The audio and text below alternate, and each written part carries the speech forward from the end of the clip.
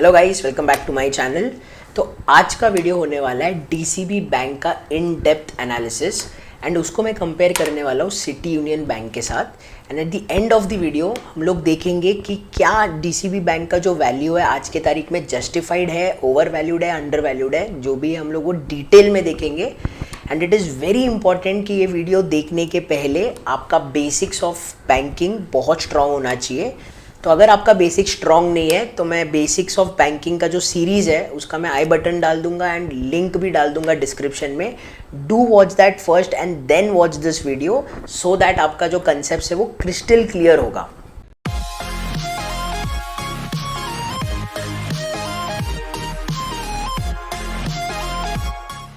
तो आज हम लोग डीसीबी बैंक का एनालिसिस देखने वाले। तो आपको समझना है DCB bank is India's one of the smallest privatised bank in India which is also very well run bank. ठीक है, तो आज का एजेंडा क्या है कि हम लोग एक बैंक का एनालिसिस करेंगे, उसको कंपेयर करेंगे सिटी यूनियन बैंक के साथ, जो अगेन इंडिया का it is one of the smallest privatised bank and वो बहुत ही अच्छा रन करता है, साउथ में डोमिनेट करता है। ठीक है, एंड आज के तारीख में सिटी यूनियन का कुछ price to book is around 2 times and DCB का is around 0.65 times। So basically city Union का अगर 2 times है, डीसीबी का 0.65 मतलब क्या है कि वो 3 times कम वैल्यू किया है डीसीबी को, बराबर है। तो आज के इसमें एजेंडा हम लोग का ये है क्या सच में डीसीबी 3 times कम है क्या सिटी यूनियन से, एंड क्या फ्यूचर है, क्या उसका प्रेडिक्टेबिलिटी है फोर्सिएबल फ्यूचर में, in the sense 2 years 4 years क्या हो सकता है, मेरा क्या व्यू पॉइंट है। तो हम लोग काफ़ी डिटेल में देखेंगे। सबसे पहले हम लोग डीसीबी बैंक का इंट्रोडक्शन वाला पार्ट में ये देखेंगे कि डीसीबी बैंक क्या था पहले एंड मिस्टर मुरली नटराजन जो सीईओ है बैंक के, उन्होंने कहाँ से कहाँ लेके गया है बैंक। ठीक है, तो एक बेसिक आइडिया देता हूँ। Every con call, literally every con call में ये लोग हमेशा एम्फेसाइज करते एक सिंगल पॉइंट को लेके, जो हमेशा ये है कि डीसीबी बैंक रिटेल लोन्स देता है। मेजॉरिटी जो उसका लोन बुक है रिटेल लोन बुक है, जो 30-40 lakhs का एवरेज टिकट साइज रहता है। एंड उन लोग का ग्रैन्युलर लोन्स है, ग्रैन्युलर मतलब छोटे छोटे लोन्स है, वो लोग ज्यादा कॉर्पोरेट लेंडिंग नहीं करते एंड रिटेल करते। समझ में आया, छोटे लेवल पे। आइडिया इज वेरी सिंपल कि पूरा अच्छे से उन लोगों का लोन बुक इज डाइवर्सिफाइड, क्योंकि बड़े बैंक्स में क्या होता है कि वो लोग का लंपी लोन्स हो जाता है, बहुत बार कॉर्पोरेट लेंडिंग करते। अगर कॉर्पोरेट लेंडिंग करेंगे तो क्या हो गया, एक बड़ा कॉर्पोरेट ने नहीं दिया तो वो बैंक का बहुत बड़ा प्रॉब्लम हो जाता है। समझ में आया। तो यहाँ पे डीसीबी का बैंक, जो डीसीबी बैंक है 2009 में कैसा था और 2022 में उन लोग ने कैसे प्रोग्रेस किया है, एक सिंपल स्निपेट डाला है मैंने। 2009 में जब मुरली नटराजन जस्ट आए थे तभी अनसिक्योर्ड लेंडिंग इनका 30% था, एंड मुरली नटराजन जब से आए तब से अभी तक उन लोगों का लिटरली अनसिक्योर्ड लेंडिंग 4% पे आ गया। ये 4% भी थोड़ा जो है 3% के आसपास इन लोगों का माइक्रो फाइनेंस लोन्स है। ठीक है, एमएफआई लोन्स जो हम लोग बोलते हैं। उनका जो जीएनपीए था 2009 में वो अराउंड 9% था, एंड 2022 अभी तो चलो उन लोगों का कोविड की वजह से थोड़ा बढ़ गया है, 4.7% के आसपास है, बट प्री कोविड जो 2020 के आसपास उन लोगों का 2.34% था जीएनपीए, जो कि बहुत अच्छा है। मतलब 9% से 2% के आसपास लाना इज कमेंडेबल, राइट। उसके बाद कॉर्पोरेट लेंडिंग उनका था 30% 2009 में, एंड उनको समझा कि ये लंपी लोन्स हम लोगों का यूएसपी नहीं है, हम लोग है ना रिटेल लेंडिंग में जाएंगे। एंड आज के तारीख में उन लोगों का कॉर्पोरेट लेंडिंग 30% टोटल बुक से 10% पे आ गया। मॉर्गेजेस जो 2009 पे 8% था, एज ऑफ डेट 48% है। मॉर्गेजेस के अंदर क्या आता है, बहुत सारे लोगों को जो अगर नया हाउस खरीदना है, होम लोन्स होता है मॉर्गेजेस के अंदर, and loan against property, lap बोलते हैं हम लोग, वो बिजनेस लोन्स के लिए होता है। तो अगेन हम लोग को ये समझना है डीसीबी बैंक है ना next HDFC bank, next Kotak नहीं बन सकता। ये हम लोगों को समझना है, रियलिटी में रहना है हम लोगों को। डीसीबी काफी छोटा बैंक है एंड उन लोग है ना कॉर्पोरेट लेंडिंग करने ही नहीं वाले इतना ज्यादा, उन लोग का फोकस एरिया है ही नहीं वो, राइट। तो हम लोगों को समझना है रीजनेबली वो कितना ग्रो कर सकता है नेक्स्ट 2-3 years में, एंड आगे जाके क्या क्या चीजें हम लोगों को देखना है। तो हम लोगों को ये ग्रैन्युलर लेवल पे समझना है। तो हमको यहाँ पे 3 डेटा पॉइंट्स है जो बहुत इंपॉर्टेंट है। 84% of our loans is below 3 crores, कि हम लोगों का टिकट साइज है ना 3 करोड़ के नीचे। 84% ऑफ टोटल लोन्स, जो कि बहुत अच्छा है, ग्रैन्युलर लेवल पे समझ में आता है लेंडिंग हो रहा है। And top 20 lending is below 5%, मतलब टॉप 20 कॉर्पोरेट्स होंगे ये जिनको लेंड कर रहे हैं 5% के नीचे टोटल बुक्स, यानी कि कोई रिस्क नहीं है। कल को कोई कॉर्पोरेट डिफॉल्ट भी करता है तो ऐसा नहीं है कि पूरा बैंक नीचे आ जाएगा, सेकेंडली 20 डिपॉजिट जो है, तो टॉप 20 डिपॉजिट्स है वो अराउंड 6.2% ही कंट्रीब्यूट करता है टोटल डिपॉजिट्स का। ये भी एक अच्छा बात है। अगर ये 6.2 के जगह पे अगर 10%, 15, 20% होता, मतलब ऐसा होता कि कोई बड़ा कॉर्पोरेट आके डिपॉजिट कर रहा है, तो अगर वो लोग निकाल दिए तो मेरा डिपॉजिट सीधा कम हो जाएगा। एंड कोई भी बैंक के लिए उन लोगों का ब्लड जो होता है बैंक का, वो उन लोग का डिपॉजिट्स होता है, हमेशा याद रखना। तो इन लोगों का 6.2% है जो काफ़ी कम है, तो इन लोगों का डाइवर्सिफाइड है काफ़ी अच्छे से। ये बैंक बेसिकली करता क्या है, ये बैंक है ना सेल्फ एम्प्लॉयड लोगों को, बेसिकली उनका टारगेट ऑडियंस वो लोग है। सैलरीड को भी करता है वो, ऐसा नहीं है, बट उन लोगों का main target self employed group है। अभी सेल्फ एम्प्लॉयड में कौन कौन आता है, अभी फॉर एग्जाम्पल देखो यहाँ पे लिखा है वेंडिंग मशीन सप्लायर, कंसल्टेंट है, डॉक्टर है, ब्यूटी पार्लर है, प्रिंटर वाला है, ग्रोसरी स्टोर वाला है, ब्रिक मेकर है, बिल्डर है, ऑटो रिपेयर शॉप है, सलोन है, ये लोग है।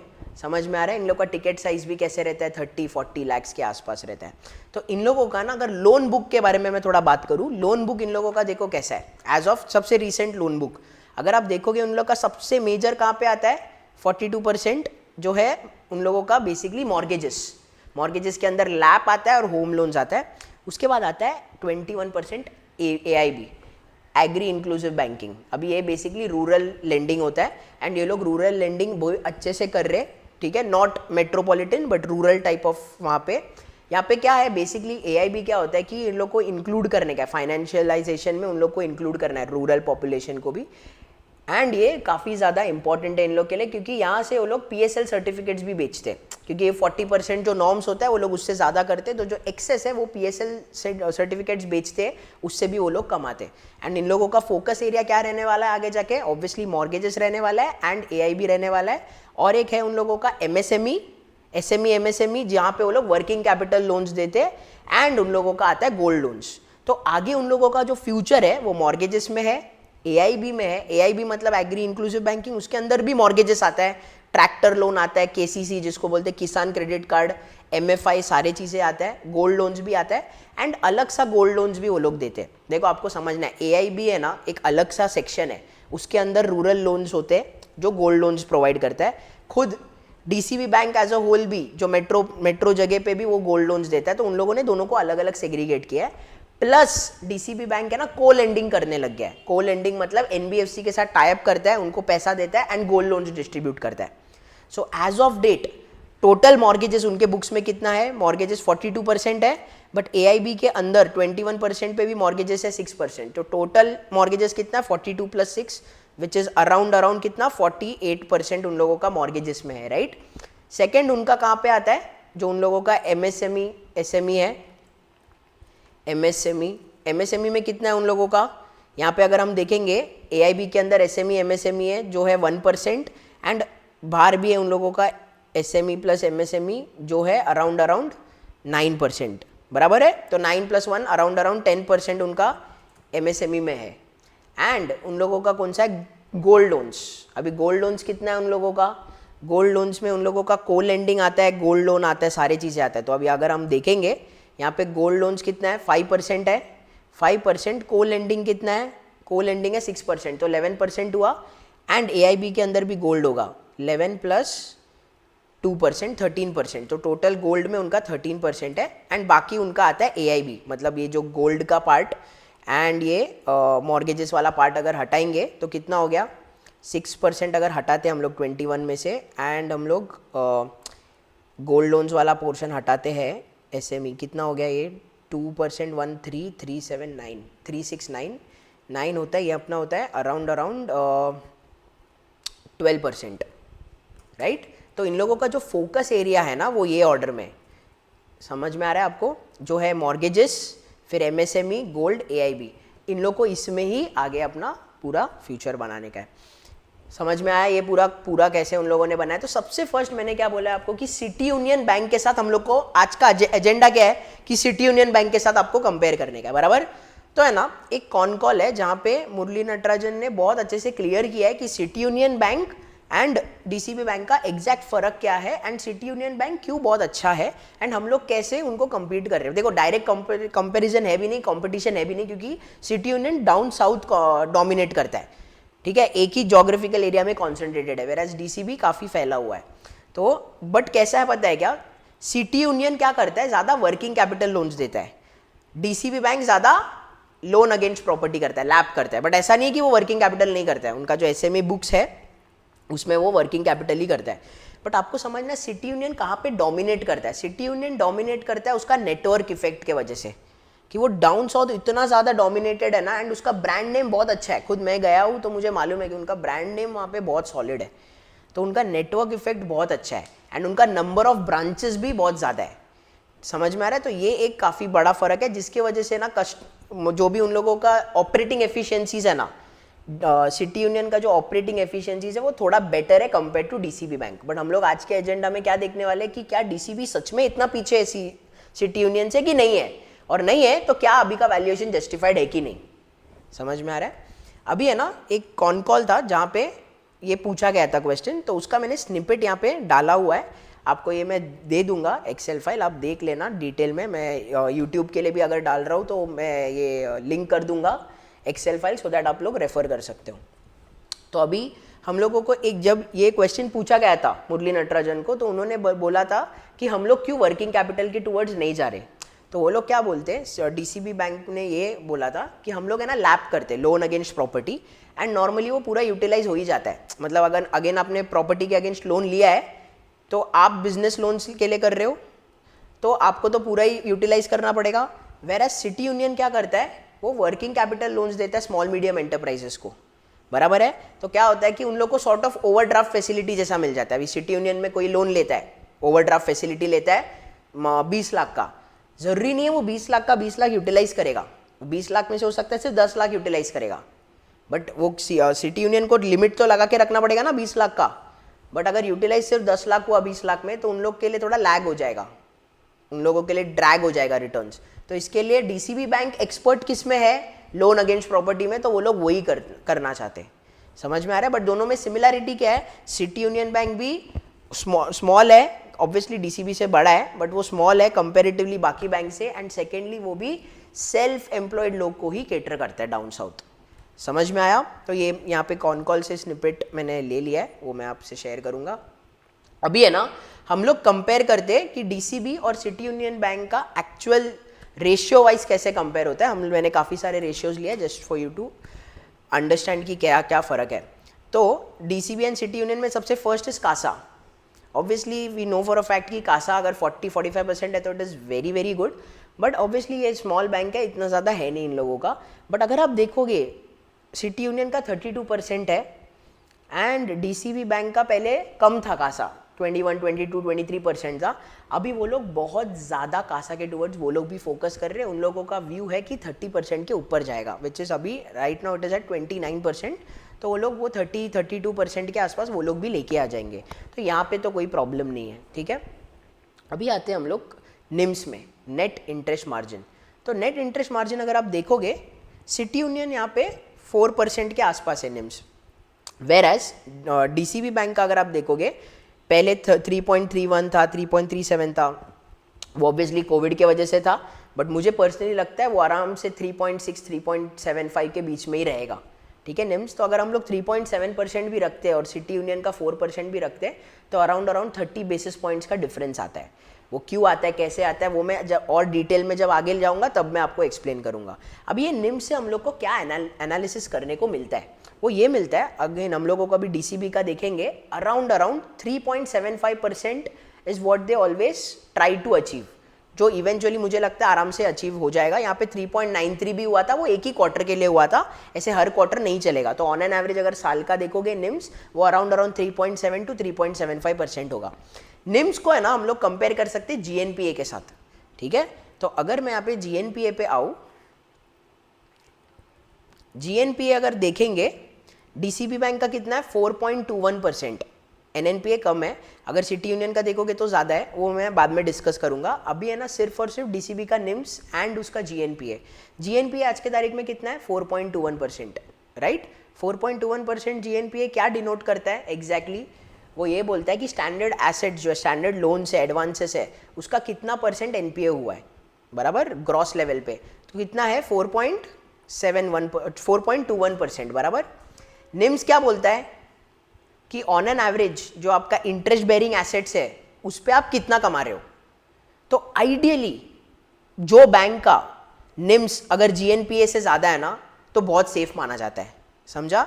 निम्स ज़्यादा होना चाहिए जीएनपीए से। अभी अपना जीएनपीए कितना है, 4.21% है, बराबर है ना, अपना अभी 4.21 है। अपना निम्स कितना है, 3.7 के आसपास आगे होएगा, अभी तो 3.6 दिख रहा है बट 3.7। जब हम लोगों का जीएनपीए कंफर्टेबली 3.7 है ना, अगर हम लोगों का जीएनपीए 3.5% से नीचे आता है तो वो एक बहुत बड़ा ट्रिगर पॉइंट है, पॉजिटिव ट्रिगर पॉइंट है। अभी 4.21 है ना, जैसे ही 3.5 के नीचे जाएगा एक अच्छा पॉजिटिव ट्रिगर आएगा, जिसके वजह से थोड़ा सा री रेटिंग हो सकता है। री रेटिंग का मेरा मतलब है प्राइस टू बुक अभी 0.65 है, हो सकता है प्राइस टू बुक 0.85 या 1 के आसपास जा सकता है। हम लोग, मैं श्योरिटी के साथ नहीं बोल सकता but that is a positive trigger कि हम लोगों का निम्स तो बढ़ने नहीं वाला है। NIMS would be around 3.7 3.75, let's be conservative 3.7 लेते। अगर हम लोगों का जीएनपीए 3.7 से कम यानी कि 3.5 या 3.5 से कम होगा, that is the first positive trigger point. समझ में आया। एंड सिटी यूनियन का देखोगे तो 4% के आसपास आता है, विच इज़ वेरी गुड। अगर हम लोग कार देखेंगे, दोनों बैंक का कार बहुत अच्छा है, जितना बेजल नॉर्म्स बोलता है, जितना इंडिया का भी रेगुलेशंस है उससे काफ़ी ज़्यादा है। अगर आप देखोगे सिटी यूनियन का 20% 20.48 है, अपना 18.48 है, मतलब 15% से तो बहुत ज़्यादा है, ठीक है। मतलब 15% भी नहीं, 11% कुछ है कार का रेगुलेशंस, अपना उससे भी बहुत ज़्यादा है। तो दोनों भी बैंक काफ़ी वेल पोजिशन्ड है, मतलब समझ में आ रहा है। आप रिस्क लेके कर सकते हो, मतलब या तो हम लोग ऐसे भी सोच सकते हैं कि जो हम लोग ने लेंडिंग किया है ना वो इतना ज़्यादा रिस्की लेंडिंग नहीं किया है, जिसकी वजह से रिस्क वेटेड एसेट्स हमारा कम है और हम लोगों का कार ज़्यादा है। अगर आप देखोगे लोन टू डिपॉजिट, डिपॉजिट का कितना टका लोन्स दिया है, 85% डीसीबी ने दिया है, इन लोगों ने 84 दिया है, तो लगभग ऑलमोस्ट सिमिलर ही है ये, तो ऑलमोस्ट इन लाइन चल रहे हैं ये लोग इस ये वाले फैक्टर पे। उसके बाद अगर आप डिपॉजिट देखोगे, डिपॉजिट एंटरप्राइज देखोगे, इन लोगों का डिपॉजिट साइड देखोगे तो डिपॉजिट साइड इन लोगों का अच्छा खासा ग्रो हुआ है। डीसीबी का 29,000 का 35,000 हुआ है, इन लोगों का 44 का 48 हुआ है। तो एक्चुअली डिपॉजिट साइड पे ये लोग ने और बेटर परफॉर्म किया है। रीजन बीइंग, इन लोगों का रीजन ये भी है क्योंकि वो लोग अभी एक्सपेंशन फेज पे DCB, they are trying to double the balance sheet in the next 3 to 4 years। तो ऑब्वियसली उन लोगों ने बहुत ज़्यादा एम्प्लॉयज़ अभी हायर किए, काफ़ी ज़्यादा एम्प्लॉयज़ हायर किए, तो ऑब्वियसली सेल्स बढ़ रहा है, उन लोगों का सेल्स फोर्स टीम बढ़ रहा है सब, तो उसके लिए डिपॉजिट्स भी उन लोगों का बढ़ रहा है, राइट। तो बट आप देखोगे कि उन लोगों का देखो क्वार्टर ईयर ऑन ईयर 15% है, यहाँ पे 9% है, तो ये वाले साइड पे वो लोग अच्छा कर रहे हैं। बट रीज़न इज़ वो एक्सपेंशन हो रहा है इसके लिए, और कोई रीज़न नहीं है। एडवांसेस अगर आप देखोगे 2019 से 2022 दोनों बैंक के लिए वो हार्डली 25% रहा है। मतलब लास्ट 3 ईयर्स में टोटल जो लोन बुक ग्रो हुआ है ना, इन टोटलिटी तीनों साल मिला के सिर्फ 25% हुआ है, सिटी यूनियन भी और डीसीबी भी। इन अ वे ये एक्चुअली बहुत अच्छा चीज़ था, क्योंकि 2020 में जब लॉकडाउन चालू हुआ था ना, डीसीबी का सब लोग एक्चुअली जो स्ट्रीट है वो ये एक्सपेक्ट कर रहा था कि वो लोग सर्वाइव करने चाहिए। डीसीबी ने सर्वाइव तो किया ही किया, एट द सेम टाइम बहुत अच्छे से उन लोगों ने सब कुछ रिस्क मैनेज किया, ये उसका सबसे बड़ा प्लस है डीसीबी का। समझ में आ रहा है। एंड डीसीबी ने लास्ट 3 ईयर्स प्रूडेंट लेंडिंग किया, सिटी यूनियन ने भी प्रूडेंटली लेंडिंग किया। बट जैसे अभी इकोनॉमी खुला, इन लोग अभी एग्रेसिवली पुश कर रहे हैं डीसीबी, जो कि एक बहुत अच्छा पॉइंट है। तो लास्ट 3 ईयर्स में 25% हुआ, डजंट मीन नेक्स्ट 3 ईयर्स में 25 होगा टोटलिटी पे। एवरी ईयर वो बढ़ाएंगे लोन बुक ग्रोथ, क्योंकि अभी वो एक्सपेंशन फेज पे चले गए। क्योंकि 2020 में अगर वो सेल्फ एम्प्लॉयड को देते तो अभी बैड डेट्स होता, एनपीए होता है कि नहीं, तो वो नहीं होने के लिए उन लोग ने एकदम प्रूडेंट स्टैंस लिया था। अभी वो लोग एग्रेसिवली एक्सपेंड करने वाले, दोनों बैंक ने सेम फॉलो किया एंड वो इन लाइन चल रहा है, ठीक है। उसके बाद अगर हम लोग जीएनपीए एंड एनएनपीए देखेंगे, एक्चुअली ये वाले पैरामीटर में जीएनपीए एनएनपीए में डीसीबी इज बेटर। जीएनपीए कितना है उनका 4.21, इनका 4.65, तो अराउंड कितने 40 बिप्स का फर्क है। अब ये 40 बिप्स हम लोग ऐसे सोच सकते हैं कि निम्स भी तो सिटी यूनियन का बड़ा है ना, तो ठीक है, तो चलेगा इनका 4.65। एंड अगर आप देखोगे इनका 1.82 नेट एनपीए, मतलब इन लोग ने प्रोविजंस करके रखा है, अराउंड 65-70% ये लोग ने करके रखा है। इन लोगों का 2.89 है, इन लोग का ज़्यादा है थोड़ा एनपीए, उतना ज़्यादा प्रोविजंस किया नहीं है उन्होंने। समझ में आ रहा है। तो यही सेम नीचे भी दिया हुआ, देखो प्रोविजनिंग कवरेज हम लोगों का थोड़ा ज़्यादा है, 69 है, उनका 64 है, बट ऑलमोस्ट इन लाइन है, इतना कोई दिक्कत नहीं है सिटी यूनियन का ऑब्वियसली। एंड डीसीबी बहुत अच्छा कर रहा है ये वाले पैरामीटर में। तो ओवरऑल अगर आप देखोगे डीसीबी बुरा नहीं है सिटी यूनियन से। हाँ ऑब्वियसली अगर हम लोग आगे जाके चेक करेंगे थोड़े मैट्रिक्स में जहाँ पे वो लीड करता है, जो है मेन चीज़ सबसे ज़्यादा आरओए जो मैं आगे बताने वाला, उधर वो लीड करता है, no doubt in that. But जब रिस्क मैनेजमेंट का बात आता है डीसीबी भी पीछे नहीं हट रहा है, ठीक है, वो अच्छे से अपना रिस्क को मैनेज कर रहा है।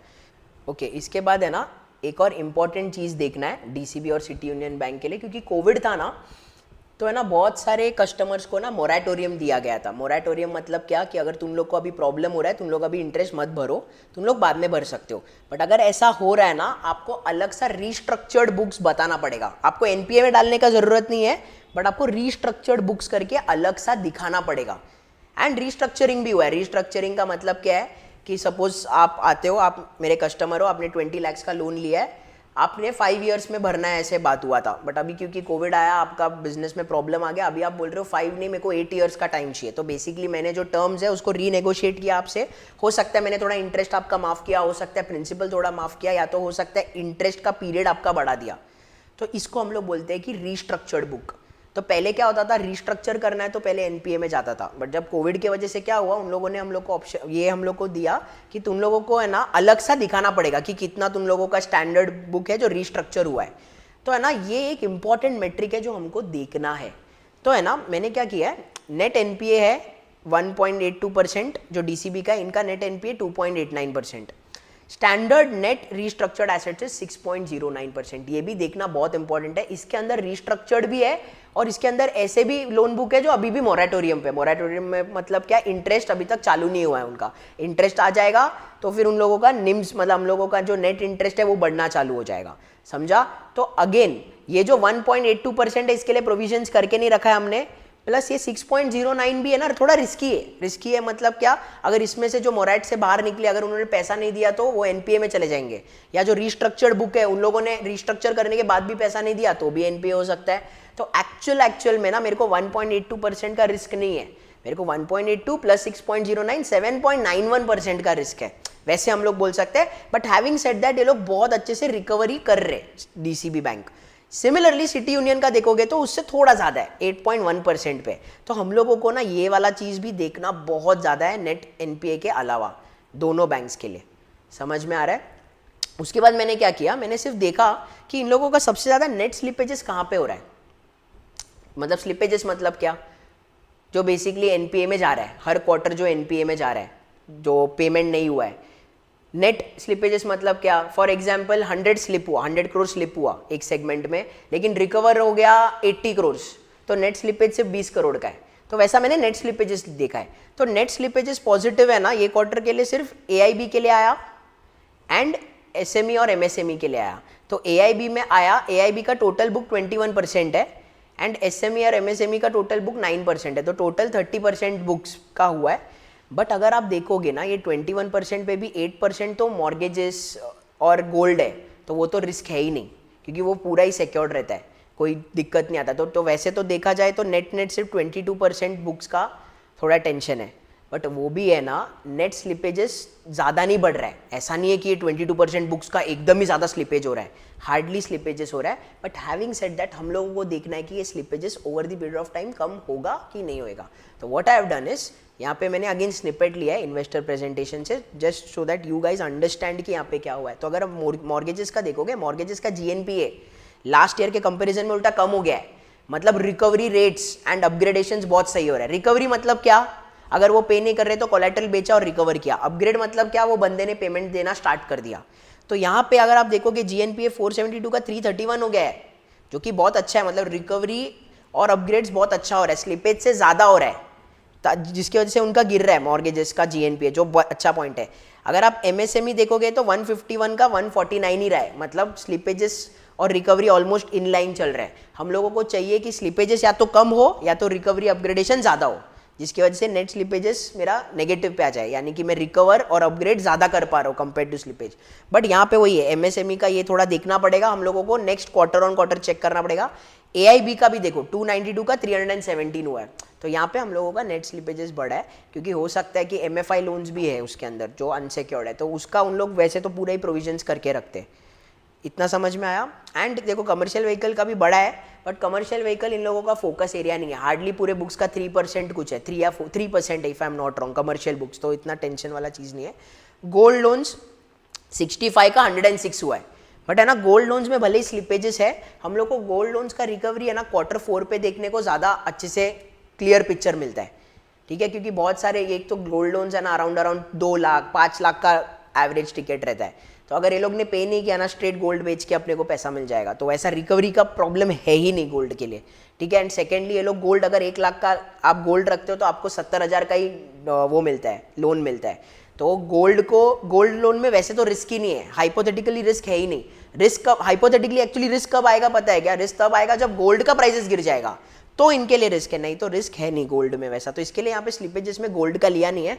बट हैविंग सेड दैट आप AIB का स्लिपेजेस, SME MSME का स्लिपेजेस और गोल्ड का स्लिपेजेस, ये तीनों आपको दिखना चाहिए नेक्स्ट क्वार्टर क्या हो रहा है, जो कि मेरे हिसाब से आगे बढ़ते हम लोगों का स्लिपेजेस कम होने वाला है। समझ में आया आपको?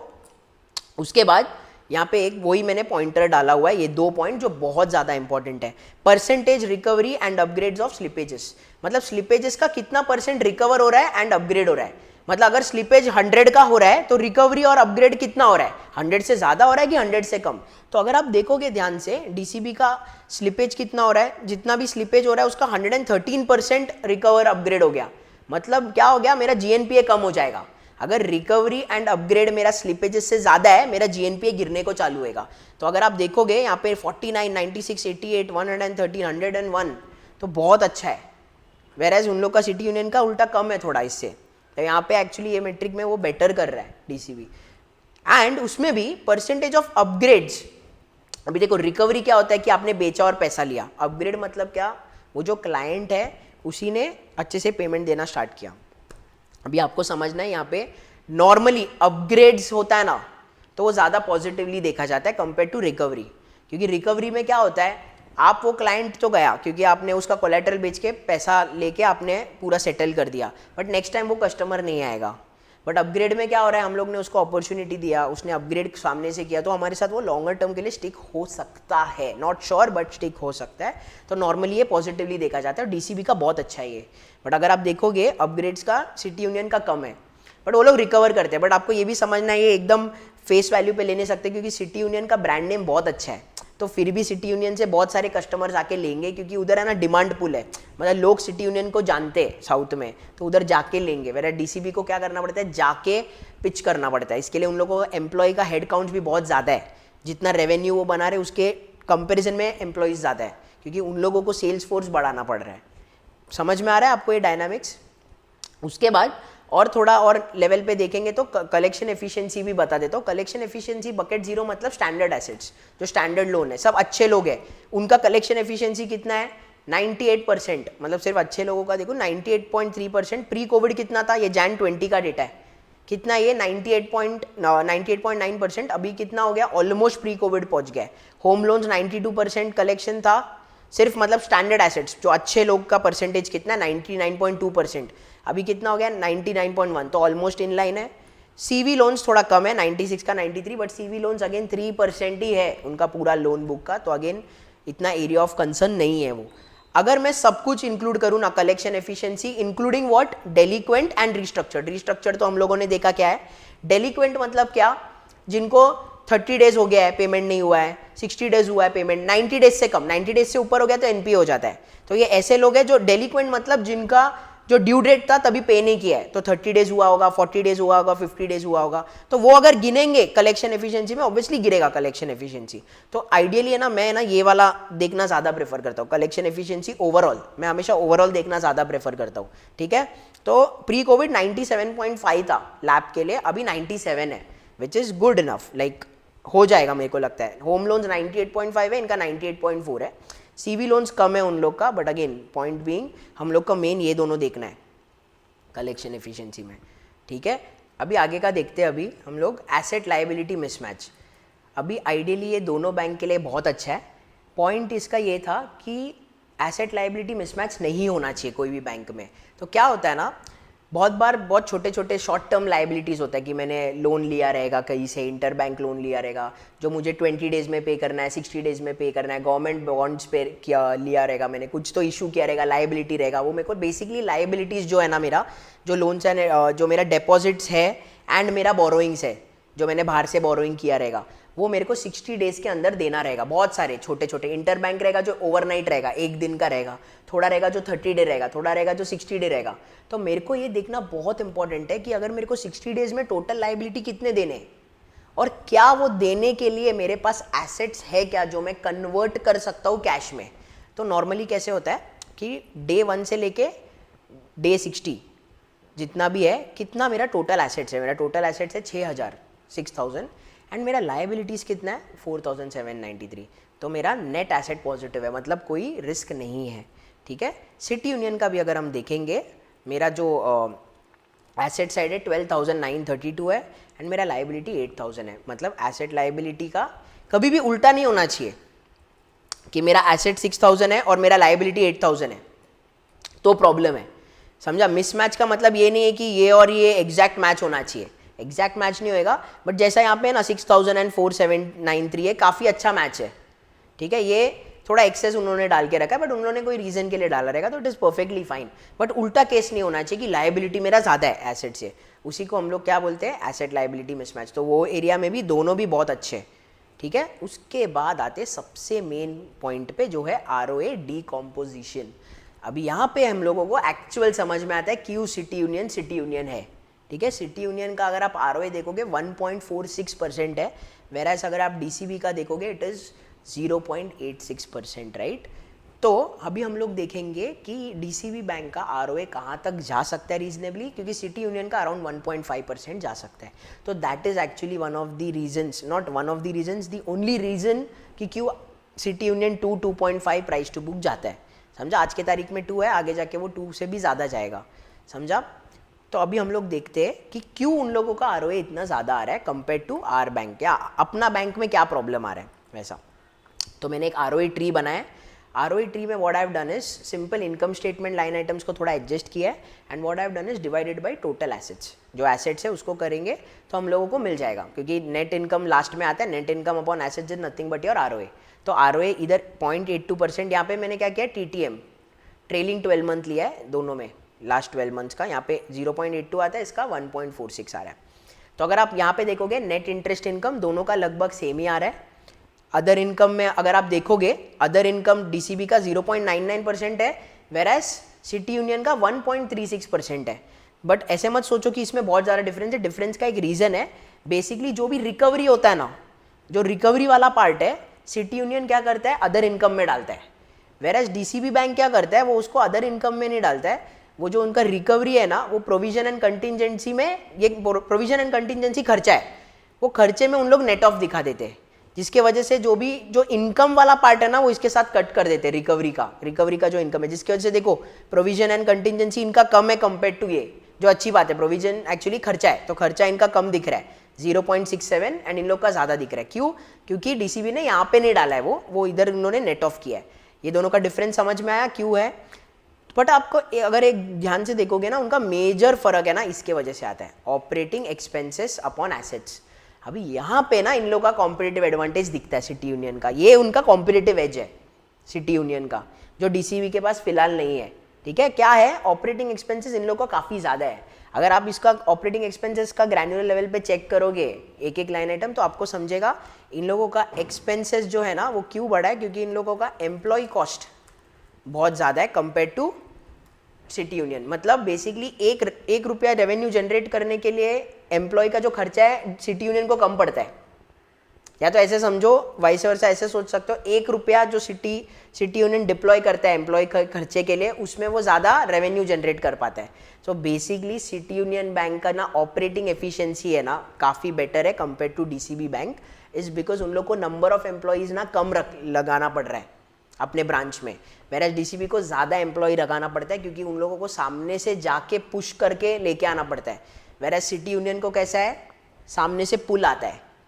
समझा? जिसके वजह से इन लोगों का खर्चा में इतना फ़र्क है। तो अगर आप देखोगे इन लोगों के खर्चे में भी काफ़ी डिफरेंस है, 0.6% का है, जो कि बहुत बड़ा डिफरेंस है अभी है ना। ये मेन रीज़न है। एक और रीज़न इन लोग का इतना ज़्यादा होने का क्या है कि अभी ये एक्सपेंशन फेज पे, एक्सपेंशन फेज में है, तो भी नंबर ऑफ एम्प्लॉइज बहुत है अभी फिलहाल, क्योंकि वो ब्रांचेस डाल रहे हैं, ब्रांचेस में बहुत एम्प्लॉय डाल रहे हैं। बट है ना, वो ब्रांचेस प्रॉफिटेबल होने के लिए 18 महीने से लेके 2 साल तक चला जाता है। तो हम लोग कंजर्वेटिव रहते हैं, 2 ईयर्स तो जाता है, 2 ईयर्स के बाद प्रॉफिटेबल होने लगता है, और 2 ईयर्स के बाद प्रॉफिट होने लगता है तो उन लोगों का जो इनकम है वो बढ़ के दिखता है, और इन लोगों का ऑपरेटिंग कॉस्ट अपॉन एसेट्स गिर जाएगा। तो कितना गिरेगा? डीसीबी बैंक ने बोला है अराउंड 2.4%, वेराज इनका कितना फिर भी 1.93। फिर भी इन लोगों का कितना होएगा मालूम है क्या? 2.4 माइनस 1.9, तो भी 47 बेसिस पॉइंट का फर्क आएगा इन लोग के आरओए पे। समझ में आ रहा है? मतलब अगर सिटी यूनियन 1.5 करता है तो ये लोग अराउंड 1% करेंगे आरओए, जो रिटर्न ऑन एसेट्स है वो। समझा? उसका मेन रीजन है उन लोगों का एम्प्लॉय कॉस्ट, और यहाँ पे सिटी यूनियन हैंड्स डाउन हराता है, वो उनका कॉम्पिटिटिव एज है। बट हैविंग सेड दैट, क्या डीसीबी बुरा है कि वो 3 टाइम्स कम वैल्यू होगा? वो अभी हम लोग देखेंगे इसके बाद थोड़ा। तो यहाँ पे हम लोग नेट इनकम अपॉन एसेट देख रहे हैं 0.82%, इन लोग का 1.1, लेवरेज इन लोग का 10.99 है, 9.21 है, इसके लिए आरओई इन लोगों का 8.99 है, इनका 13% के आसपास है, राइट। अभी है ना फ्यूचर प्रोस्पेक्ट्स है ना, अभी जो बैंक का सीएफओ है वो चेंज हुए, पहले भरत संपत थे, अभी जो चेंज हुआ है, नए सीएफओ आए, उनके वजह से ना जो नया इन्वेस्टर प्रेजेंटेशन बनाना वो बहुत अच्छा बना है डीसीबी का, एंड बहुत ज़्यादा इन्फॉर्मेशन दिया है जो एज एन इन्वेस्टर मुझे बहुत अच्छा लगा, ठीक है। तो यहाँ पे अगर मैं देखता हूँ, क्या मैं इनके हर एक फ्यूचर प्रोस्पेक्ट्स पे exact word to word believe करूंगा? नॉट एग्जैक्टली, इज बिकॉज मेरे को देखना पड़ेगा हर क्वार्टर की उसके ट्रैजेक्टरी के टूवर्ड्स जा रहा है क्या, जो वो लोग बोल रहे हैं उसके टूवर्ड्स वो जा रहा है क्या। तो बैलेंस, सबसे पहले उन्होंने बोला है कि एम कर रहे बैलेंस शीट डबल करने का इन द नेक्स्ट 3 to 4 ईयर्स। मुझे लगता है वो पॉसिबल है, इसके पहले भी बोला था, कर दिया था उन्होंने, 2015 में बोला था, उन लोगों ने किया था। मार्जिन्स मुझे लगता है 3.65 to 3.75% होगा, येस ये भी मुझे लगता है। फिर थर्ड, जीएनपीए 2.5% लेके आना है। अभी कितने क्वार्टर्स में वो लोग लेके आएंगे ये वो उन्होंने एग्जैक्टली यहाँ पे नहीं बोला, उन लोगों ने कॉन कॉल में बोला है, जो मैं आगे आपको बताऊंगा। क्या मुझे लगता है ये लोग जीएनपीए 2.5% के नीचे लेके आ पाएंगे? 100% मुझे लगता है कि वो कर पाएंगे। एनएनपीए भी वो लोग 1.5% के नीचे लेके आ पाएंगे, मुझे जेन्युइनली लगता है। फिर बाद में कॉस्ट टू इनकम आज के तारीख में उनका 65% है, इज बिकॉज उन लोग एक्सपेंशन फेज पे, फिर 55% पे लेके आ जाएंगे वो लोग 4 to 5 क्वार्टर्स में, मुझे लगता है आराम से लेके आ जाएंगे। हो सकता है 5-6 क्वार्टर्स में वो 53% 52% तक भी लेके आ सकते हैं, बट बीइंग कंजर्वेटिव मुझे लगता है येस 55% पे लेके आ सकते हैं। यहाँ पे अगर लेके आ गए तो उन लोगों का आरओए बढ़ेगा। तो हम लोगों का मेन ट्रिगर पॉइंट्स क्या है? आरओए बढ़ता है तो री रेटिंग होता है, ठीक है। उसके बाद लास्ट है इन लोगों का जो आरओए है, वो लोग बोल रहे 1% या 1% के ऊपर लेके आना है नेक्स्ट 4 to 5 क्वार्टर्स। मुझे पर्सनली लगता है 5 to 6 क्वार्टर्स लग सकता है। 4 क्वार्टर्स में हुआ तो बहुत अच्छा है, मुझे पर्सनली लगता है 5 to 6 क्वार्टर्स लगेगा। सिमिलरली जीएनपीए का भी मुझे वैसे ही लगता है कि 5 to 6 क्वार्टर्स लगेगा। यहाँ पे उन लोगों ने आरओई का एक चीज़ बोला है कि achieve closer to 14% in 4 to 5 quarters. ये एक चीज़ पे मैं ना पूरा एग्रीमेंट में नहीं हूँ उनके साथ, मुझे नहीं लगता है कि वो नेक्स्ट 4 to 5 क्वार्टर्स में 14% कर पाएंगे। रीज़न इज़ वेरी सिंपल, मुझे लगता है कि उन लोगों का आरओए ना 1% के आसपास होगा नेक्स्ट 4 to 5 क्वार्टर्स, या वही 4, 5, 6 कुछ भी हो सकता है, मैं एग्जैक्ट बोल नहीं सकता। आरओए उनका 1% के आसपास होगा, एंड लेवरेज अगर 11% के आसपास भी है, 11 टाइम्स के आसपास भी है, तब भी उन लोगों का कितना होता है? 11% के आसपास आरओई होगा। 5-6 क्वार्टर्स में हो सकता है उनका आरओए 1.1% भी जा सकता है, 1.2% भी जा सकता है, एंड 11 टाइम्स लेवरेज में उन लोगों का मेरे हिसाब से बेस्ट के सिनेरियो में 13 तक पहुंचेगा नेक्स्ट 4, 5 या 6 क्वार्टर्स में। मुझे नहीं लगता है 14% जाएगा। मुझे मेरा कंजर्वेटिव एस्टिमेशन है कि उनका आरओई अराउंड 11%, 12% तक रहेगा नेक्स्ट ईयर, ठीक है। नेक्स्ट ईयर का अगर हम देखेंगे तो 11-12% या 12-13% के आसपास होगा। मेरे हिसाब से 11-12 परफेक्ट रहेगा। समझ में आ रहा है? तो ये एक पॉइंट में मैं थोड़ा डिफर करूंगा। अगर वो हो जाता है 14% तो नथिंग लाइक इट। आरओई अगर 14% ये लोग ने टच कर दिया तो price to book easily 2.3 times हो जाएगा। तो वो देखने वाला चीज़ है, मैं कंजर्वेटिव बेसिस पे चेक करता हूँ। तो अभी हम लोग देखेंगे क्या क्या पॉजिटिव ट्रिगर्स है ये बैंक के लिए। सबसे फर्स्ट जो स्मॉल टर्म ट्रिगर है नेक्स्ट मे बी 2-3 क्वार्टर्स में, वो ये है जीएनपीए लेस देन निम्स। ठीक है, हो सकता है मतलब निम्स अपना 3.75 है, वो 3.5 में ना शायद नेक्स्ट टू नेक्स्ट क्वार्टर में आ सकता है, पॉसिबली, क्वाइट पॉसिबली, मतलब 2-3 क्वार्टर्स में हो सकता है कि ये वाला ट्रिगर मेरा हिट हो जाए। ये वाला ट्रिगर हुआ तो बहुत अच्छा है, तो हम लोगों को ऐसा चेक करना है फर्स्ट। सेकंड, जीएनपी अराउंड 2.5% कहाँ पे मिलने लिखा है, नेक्स्ट 4 to 6 क्वार्टर्स। तो कैसे देखने का है, हम लोग को देखना है कि हर क्वार्टर नीचे जा रहा है क्या जीएनपीए। फिर एनएनपीए का मैंने लिखा है अराउंड 1%, उन लोगों ने लिखा है 1.5% एनएनपीए। मुझे लगता है 6-7 क्वार्टर्स में वो लोग 1% के आसपास भी आ सकते हैं, इसके पहले भी आए हैं, तो वो पॉसिबिलिटी है, बट ठीक है, यहाँ पे 1.2% के आसपास भी लिख सकते हैं। उसके बाद बहुत इंपॉर्टेंट है कि स्टैंडर्ड रीस्ट्रक्चर्ड एसेट जो है उन लोगों का, उस पर हम लोगों को बहुत अच्छे से ध्यान देना है कि वहाँ से कुछ स्लिप हो रहा है कि नहीं हो रहा है। नहीं हो रहा है तो बहुत अच्छी बात है, एंड अपग्रेड्स हो रहा है तो सुपर्ब है। Next 4 to 5, cost to income around 55% और बिलो, वो भी मुझे लगता है around 3 to 4 quarters. CASA about 30%, ये मुझे लगता है नेक्स्ट 2 क्वार्टर्स में हो जाना चाहिए ये वाला पॉइंट। स्लिपेजेस वही मेरे को देखना है कि हम लोग ने देखा ना AIB SME, उसका स्लिपेजेस कैसा मूव कर रहा है, गोल्ड का स्लिपेजेस कैसा मूव कर रहा है, कम हो रहा है, ज़्यादा हो रहा है, कैसे हो रहा है, रिकवरीज भी देखना ही पड़ेगा obviously. NIMS around 3.75%, may be थोड़ा कंजर्वेटिव रह के यहाँ पे हम लोग 3.7 भी रख सकते हैं। ROA 1% और अबाउ, ये सब हुआ ना तो ये अचीव हो जाएगा। फाइनल अचीव करना है ना जो भी है वो यहाँ से हम लोग को देखना पड़ेगा। समझ में आ रहा है क्या, 1% और अबाउ 1%। उसके बाद एक बहुत इंपॉर्टेंट चीज़ है FII बाइंग। तो अगर DCB बैंक पे जाए हम लोग, DCB बैंक है ना, अगर आप देखोगे प्री कोविड कितना था, 24% था FII का टोटल। फिर जैसे ही कोविड हिट हुआ, सबको पता था कि DCB का प्रॉब्लम होने वाला है, क्योंकि वो सेल्फ एम्प्लॉयड को करता है फर्स्ट ऑफ ऑल, सैलरीड को नहीं करता है। तो 24% से literally last to last quarter March 2022 तक क्या हो गया था, 24% से सीधा FII 8.82। ये बहुत बड़ा रिस्की चीज़ होता है, नहीं एक्चुअली पॉजिटिव ट्रिगर नहीं होता, ये नेगेटिव पॉइंट है, राइट। लेकिन ये फर्स्ट क्वार्टर है, इतने टाइम में 2 इयर्स में ये फर्स्ट क्वार्टर है जहाँ पे उन लोगों ने नेट बाइंग किया है, मतलब FIIs ने खरीदा, क्योंकि उन लोगों ने अपना ड्यू डिलिजेंस किया रहेगा, उनको समझा रहेगा कि अभी एक बहुत अच्छा एंट्री पॉइंट है, यहाँ से कंपनी, यहाँ से बैंक अच्छा ही होने वाला है, यहाँ से वो वन साइड ही मतलब पॉजिटिव में जाने वाला है, अनटिल एंड अनलेस कोई एक्सटर्नल फैक्टर नहीं आता।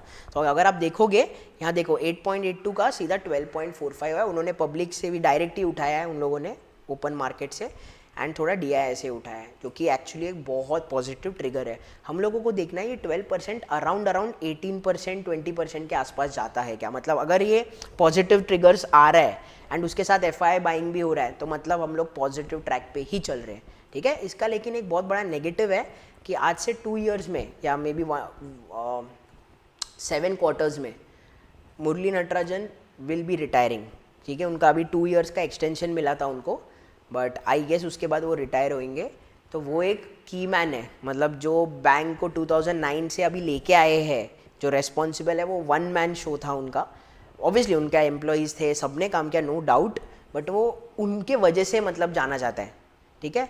तो वो एक की मैन रिस्क है, हम लोग को देखना पड़ेगा, क्योंकि उसका कोई सक्सेशन प्लान नहीं है अभी कि कौन CEO बनेगा, कैसे उनका क्या थॉट प्रोसेस रहेगा, कुछ पता नहीं है। तो ये एक बहुत बड़ा नेगेटिव पॉइंट है, नेगेटिव ट्रिगर है, ठीक है। अभी थोड़ा सा ना वैल्यूएशन पे आते हैं।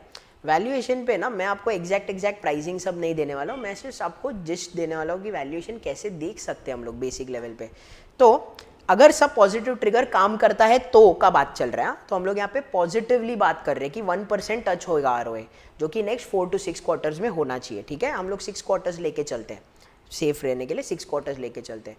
अगर ROA 1 हुआ, हिस्टोरिकली ROA 1 जब था ना, ये बैंक ने प्राइस टू बुक 2 के आसपास दिया है, देखो 1.95 2.2।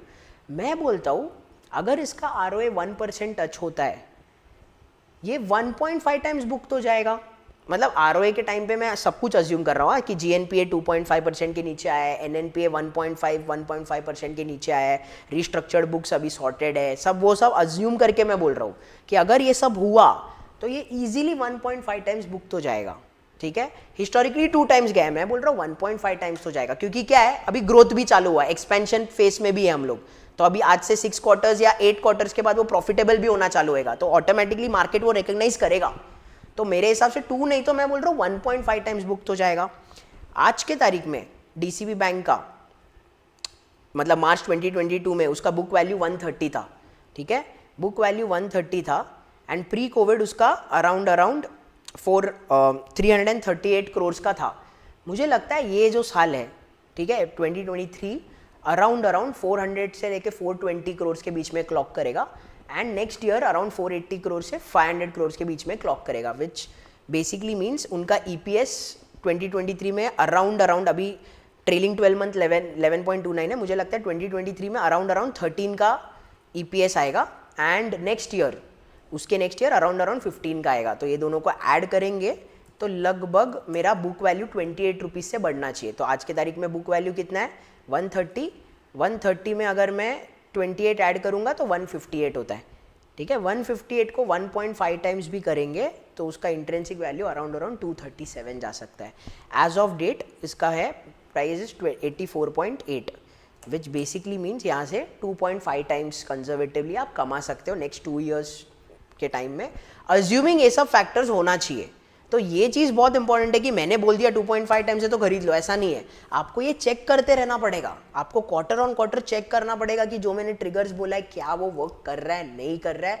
ऐसा हो सकता है कि एक क्वार्टर शायद नहीं करे कोई एक्सटर्नल फैक्टर के, it is perfectly fine. 4 to 6 quarters मतलब ऐसा नहीं कि 4 क्वार्टर्स में ही होएगा, हो सकता है 5 क्वार्टर्स जाए, हो सकता है 6 क्वार्टर्स। आइडिया ये है कि क्या उस डायरेक्शन में जा रहा है जैसा मैनेजमेंट बोल रहा है, वो सबसे ज़्यादा इंपॉर्टेंट है। So guys, if you have liked this video and if you have found this video to be helpful, do like, share and subscribe, and also कोई doubt रहेगा तो do write it in the comment section below. I'll be more than happy to revert.